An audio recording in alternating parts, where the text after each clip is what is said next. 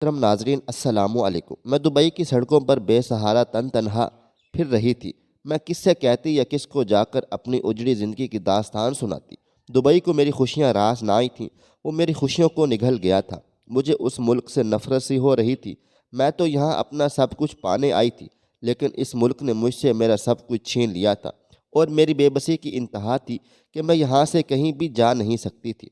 نہ میرے پاس میرا پاسپورٹ تھا، نہ ہی اور کوئی کاغذات کہ میں اپنے وطن ہی واپس لوٹ جاتی، لیکن شاید میری قسمت میں ہی خواری لکھ دی گئی تھی۔ میری آنکھوں سے مسلسل آنسو ٹپ ٹپ گر رہے تھے۔ مجھے کچھ سجھائی نہیں دے رہا تھا، نہ مجھے یہاں کے راستے واقف تھے، یہاں کی سب چیزوں سے میں انجان ہی تھی۔ مجھے چلتے کافی دیر ہوگی، آخر کار تھک ہار کر ایک بڑی سڑک کے کنارے بیٹھ گئی اور سر دونوں ہاتھوں میں گرا لیا۔ مجھے تو یہ بھی نہیں پتہ تھا میری رات کیسی ہوگی اور میں رہوں گی کہاں۔ کیا اس انجان ملک میں کوئی مجھے اپنے گھر رکنے کی اجازت دے گا کہ نہیں؟ میں تو نہ اس ملک کے بارے میں جانتی تھی اور نہ ہی یہاں کے لوگوں کے بارے میں۔ شام آہستہ آہستہ رات میں تبدیل ہوتی جا رہی تھی، اس کے ساتھ ہی میرا خوف ہی بڑھتا ہی چلا جا رہا تھا۔ پریشانی اپنی جگہ تھی، لیکن یوں رات کو تنہا سڑک پر خدا نہ خواستہ کچھ ہو گیا تو مجھے ابھی بیٹھے کچھ ہی دیر گزری تھی کہ جب میرے کانوں میں گاڑی کے ہارن کی آواز پڑی۔ میں نے آنکھیں کھول کر دیکھا تو حیرت زدہ رہ گئی تھی۔ مجھے اپنی آنکھوں پر یقین نہیں آ رہا تھا۔ میرے عین سامنے ایک سیاہ رنگ کی عالی شان کار آ رکی تھی۔ اس کے ٹائروں کے چرچرانے کی آواز سے ماحول میں چھایا سکوت ٹوٹا تھا۔ میں اس کار کو دیکھ رہی تھی۔ وہ کار میرے پاس آ کر کیوں رکی تھی؟ کہیں میرے ساتھ کچھ غلط تو نہیں؟ اس سوچ کے آتے ہی میں فوراً اٹھ کھڑی ہوئی تھی۔ تبھی میں نے وہاں سے بھاگنا چاہا تھا، اس سے پہلے کہ میں کوئی حرکت کرتی، اچانک گاڑی کا دروازہ کھلا اور مجھ پر حیرتوں کے پہاڑ ٹوٹ پڑے۔ میرا نام ہمنا ہے، میں پاکستان کے شہر کراچی میں رہتی تھی۔ ہم دو بہنیں اور دو بھائی تھے۔ میں اپنی امی اور ابو بہن بھائیوں کے ساتھ اپنی زندگی گزار رہے تھے۔ میرا بہن بھائیوں میں دوسرا نمبر تھا۔ میری عمر اس وقت 21 سال تھی۔ میں کوئی حور پری نہ تھی، میری شکل اور رنگ روپ واجبی سا تھا، لیکن میں اس بات سے انجان تھی کہ میرے ساتھ قسمت کیا کھیل کھیلنے والی ہے۔ میں صرف 5ویں تک ہی پڑھی ہوئی تھی، کیونکہ جس طبقے سے میرا تعلق تھا وہاں تعلیم کو اتنا ضروری نہ سمجھا جاتا تھا۔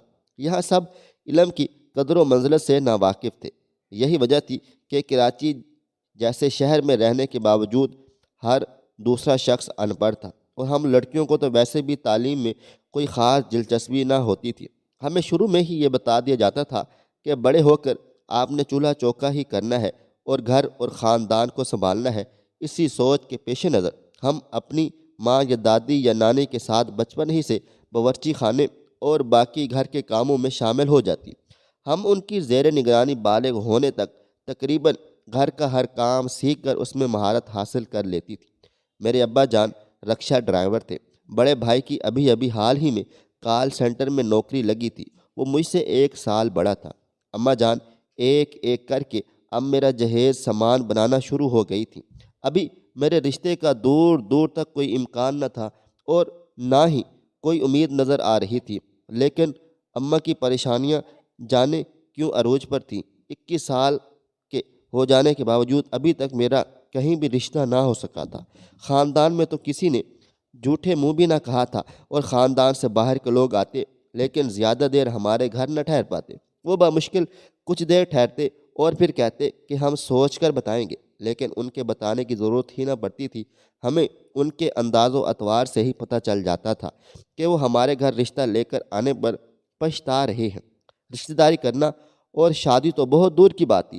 جو ایک دفعہ آتا تھا وہ بس ایک ہی دفعہ آتا، دوبارہ آنے کا کہہ کر وہ شاید واپسی کا راستہ بھول جاتے تھے۔ مجھے اب ان سب چیزوں کی عادت ہو گئی تھی۔ اب میں نے امید چھوڑ دی تھی کہ اب کبھی میری شادی ہوگی۔ 4 سال مسلسل شادی کے حسین خواب دیکھتی رہی تھی، اور ان 4 سالوں میں نے ہر روز اپنے خواب سچ ہونے کی دعائیں مانگی تھی، لیکن ان 4 سالوں میں میرے رشتے کے لیے آئے ہوئے 12 لوگوں نے میرے ان خوابوں کو بے دردی سے نوچ ڈالا تھا۔ اب تو یہ ناممکن سی بات لگ رہی تھی کہ کبھی میری شادی ہوتی۔ مجھے ساری زندگی اپنے ماں باپ کے در پر ہی رہنا تھا، یہی میری اوقات تھی۔ مجھ جیسے سے کوئی شادی کے کر کے کیسے اقرار کرتا یا کوئی حامی بھر لیتا، یہ میری زندگی کا سب سے بڑا مذاق ہوتا۔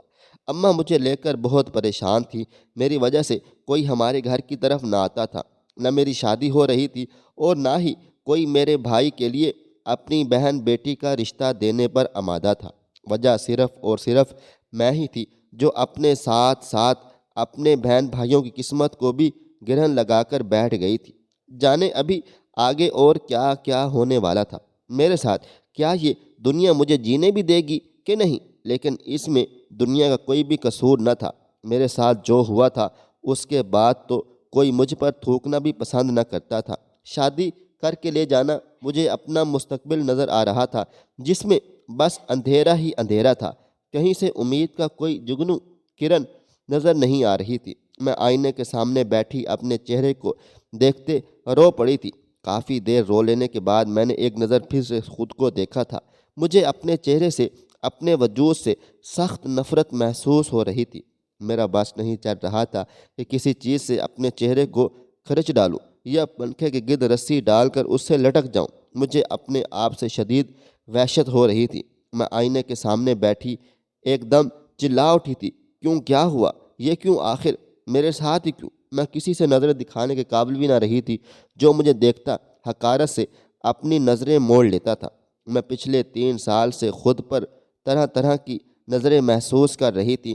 ان میں سے کچھ نظریں حقارت بھری ہوتی، کچھ رحم بھری، کچھ کی نظروں میں میرے لیے افسوس ہوتا تھا تو کوئی مجھے نفرت کی نگاہ سے دیکھتا تھا۔ میری زندگی ایسی ہو گئی تھی جیسے بے وجہ اور بے معنی ہو۔ مجھے اپنے جینے کا اب کوئی بھی مقصد زندہ نظر نہیں آ رہا تھا، کوئی بھی میری تکلیف کو سمجھ نہیں پا رہا تھا۔ اس دن اماں کسی جگہ جا کر بھائی کے لیے رشتہ دیکھ کر آئی تھی اور اب وہ لوگ ہمارے گھر بھی آنا چاہ رہے تھے۔ اماں جان میرے کمرے میں آئی اور میرے سامنے ہاتھ جوڑ دیے اور کہنے لگی، ہمنا، آج تیرے بھائی کو دیکھنے لڑکی کے گھر والے آ رہے ہیں۔ میں تیری منت سماجت کرتی ہوں، یہ میرے جڑے ہوئے ہاتھوں کو دیکھ لے اور آج تو کمرے سے باہر مت آنا۔ ہکا بکا اماں کو دیکھ رہی تھی۔ یہ کیسے ہو سکتا تھا کہ میری ہونے والی بھابھی ہوں اور میں ان سے نہ ملوں؟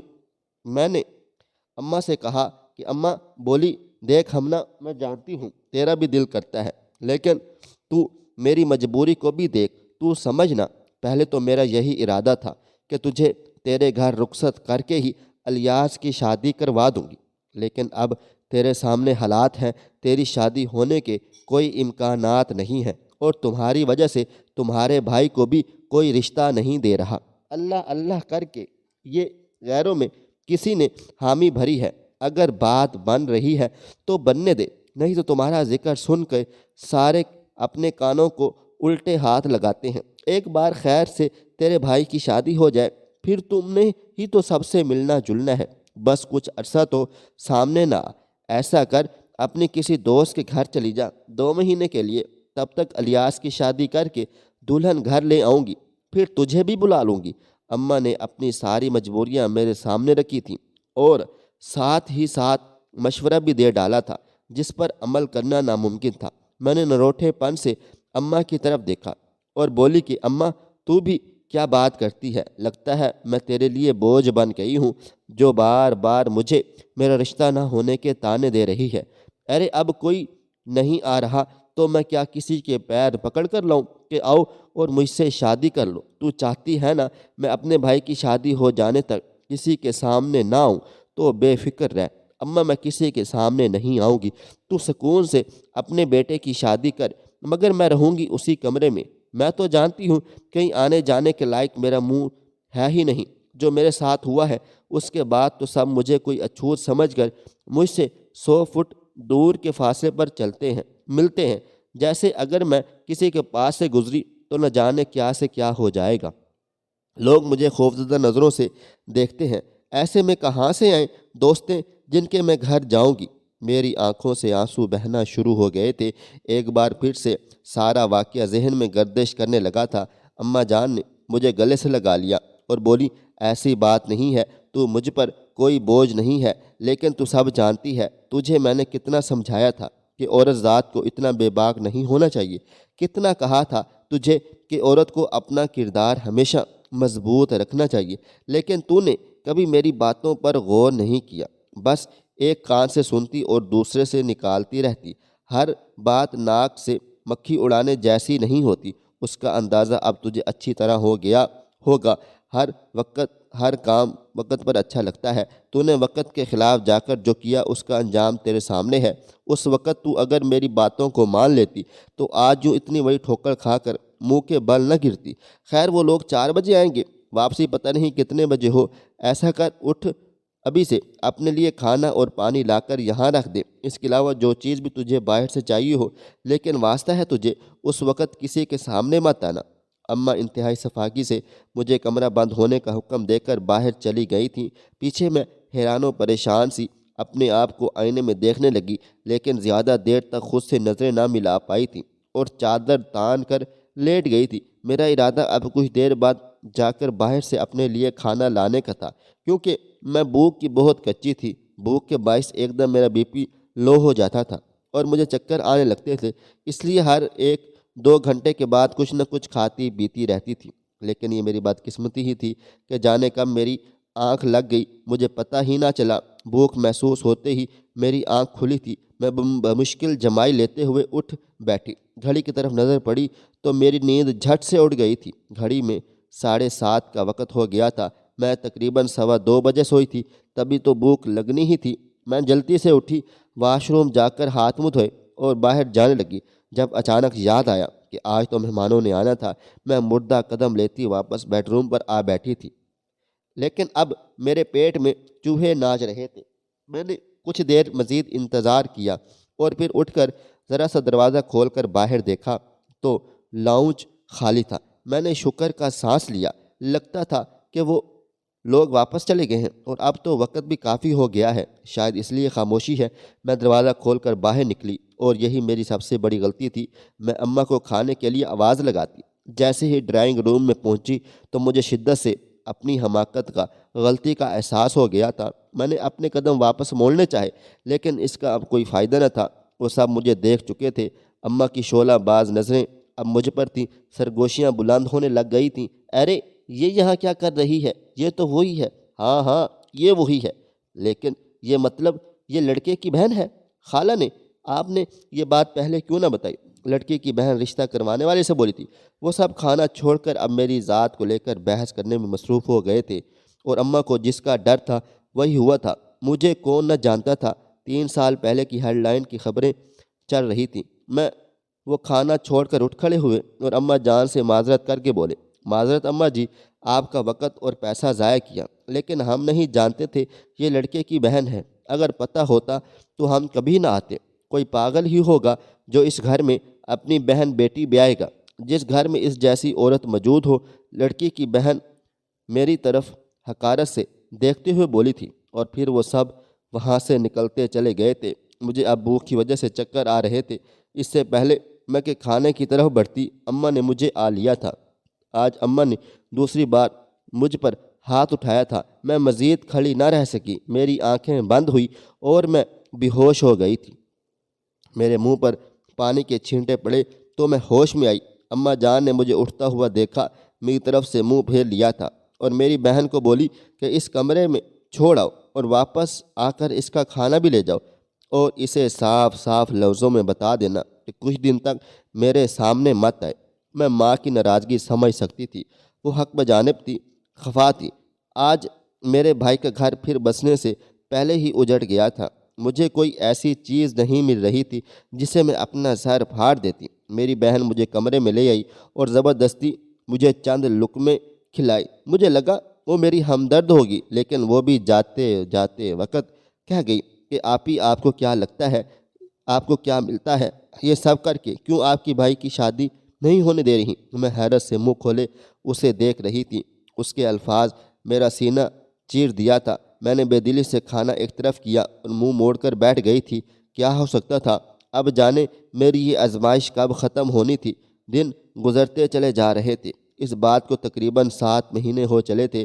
اس کے بعد اماں جان نے کوئی رشتہ نہیں دیکھا، نہ میرا نہ ہی بھائی کا۔ میں اپنے ہی گھر میں کسی مجرم کی طرح رہ رہی تھی۔ کوئی بھی مجھ سے بلا ضرورت بات نہ کرتا، بات کرنا تو دور، مجھے مخاطب کرنا بھی چھوڑ گئے تھے سب۔ ابا تو 3 سال ہو گئے تھے ایسے روٹھے تھے کہ پتھر دل ہو گئے تھے۔ میں ان کی منتیں کر کر کے تھک چکی تھی، لیکن انہوں نے اپنے اوپر ایک انجانی سی چپ طاری کر لی تھی۔ نہ جانے آگے میری زندگی میں کون سے امتحان آنے والے تھے۔ ایک دن ہمارے گھر امی کے دور پرے کی بہن آئی۔ وہ کسی خاص مقصد کے تحت آئی تھی۔ انہوں نے ماں کو کہا کہ میں ہمنا کو اپنی بہو بنانا چاہتی ہوں۔ اماں کو تو پہلے اپنے کانوں پر یقین ہی نہ آیا، لیکن بالآخر خالہ نے انہیں یقین دلایا کہ واقعی ہی میں ان کی یہی خواہش ہے۔ اماں خوشی سے پھولے نہ سمائیں۔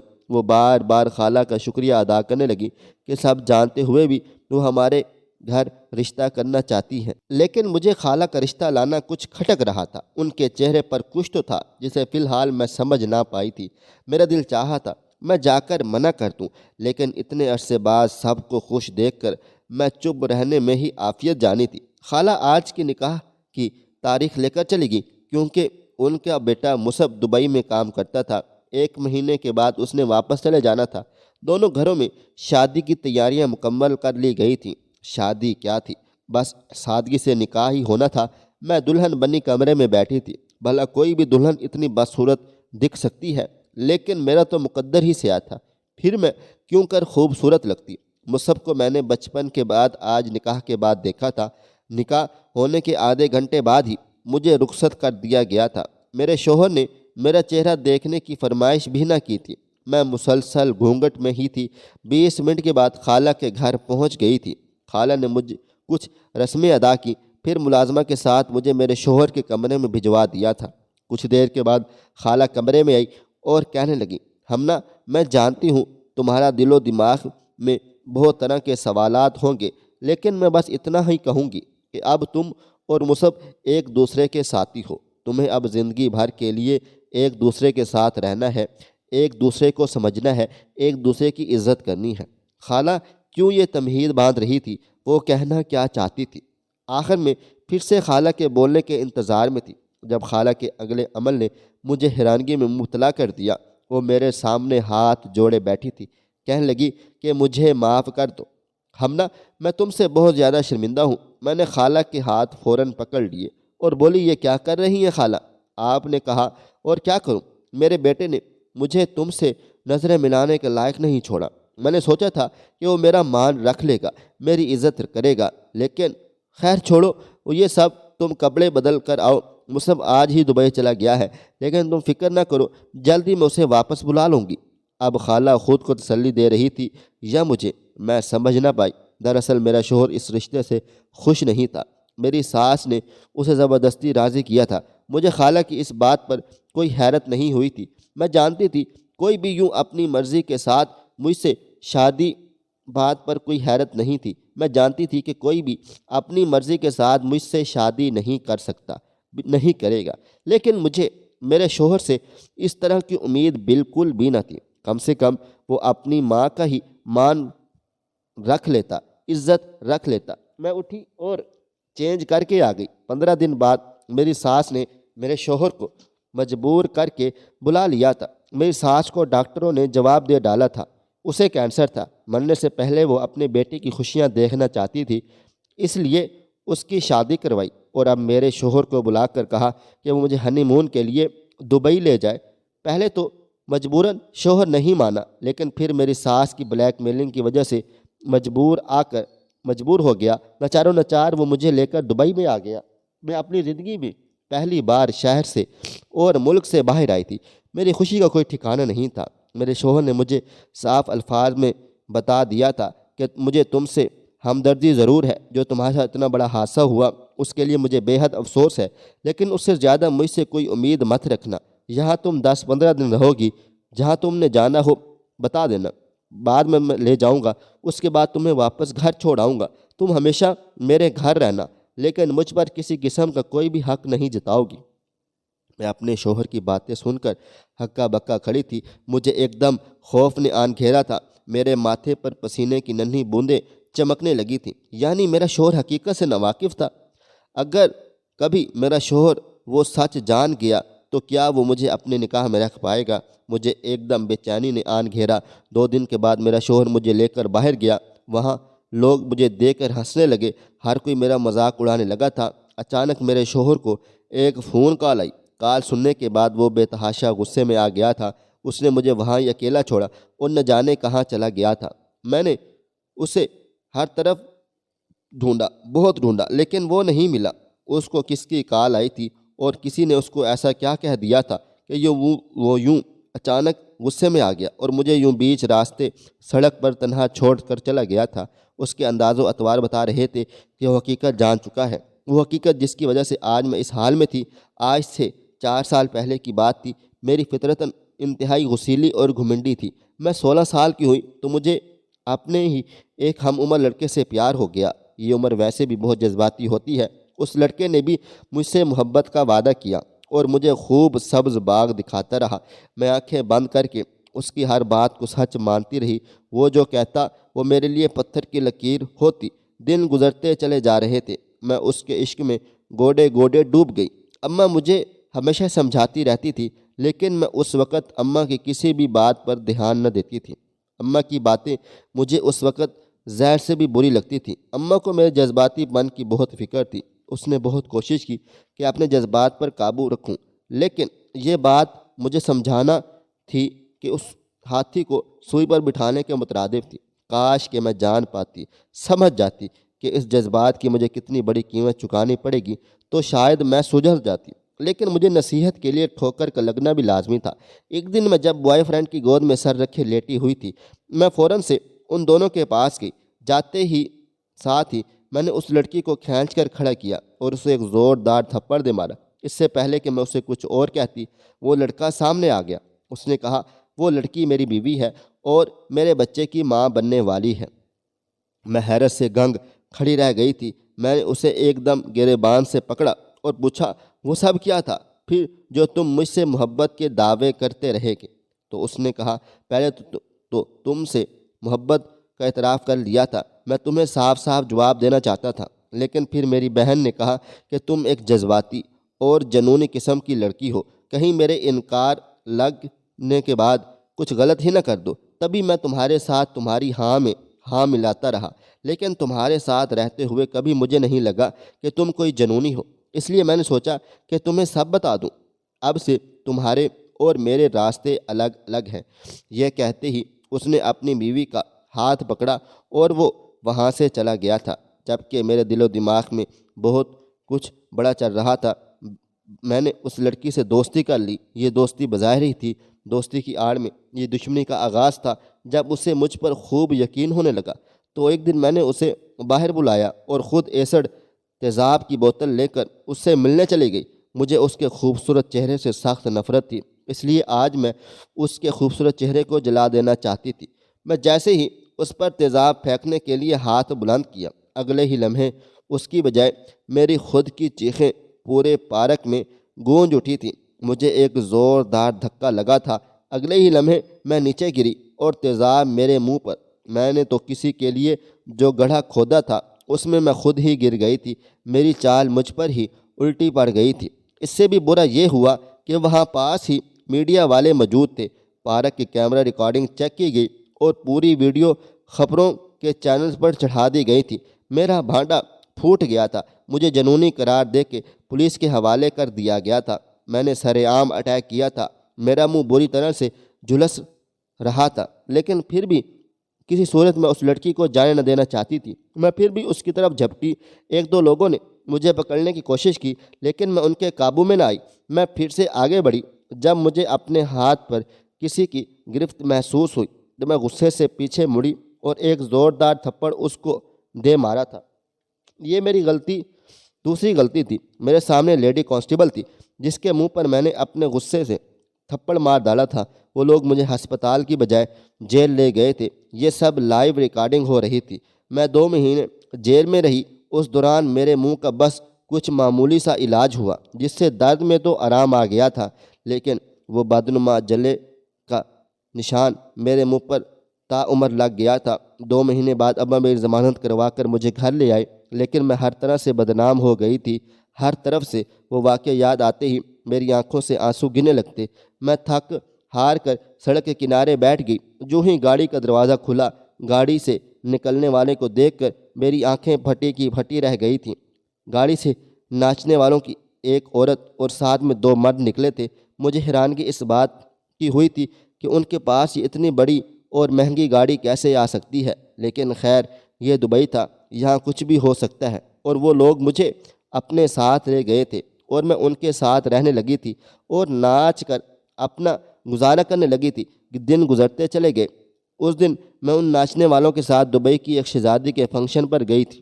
مجھے رقص کرنے کے بعد ابھی کچھ ہی دیر گزری تھی جب کسی نے میرے منہ پر ہاتھ رکھا اور مجھے اپنے ساتھ کھینچتے ہوئے ایک الگ کونے میں لے آیا اور میرا منہ چھوڑتے ہی میرے قدموں میں بیٹھ گیا تھا۔ میں جو چیخنے چلانے والی تھی اس کی اس حرکت پر دم بخود رہ گئی تھی۔ وہ حیرت سے اسے دیکھ رہی تھی۔ یہ تو پرنس کا لباس تھا، مطلب کہ یہ پرنس تھا جو میرے قدموں میں بیٹھا ہوا تھا۔ اس کا چہرہ زمین کی طرف تھا۔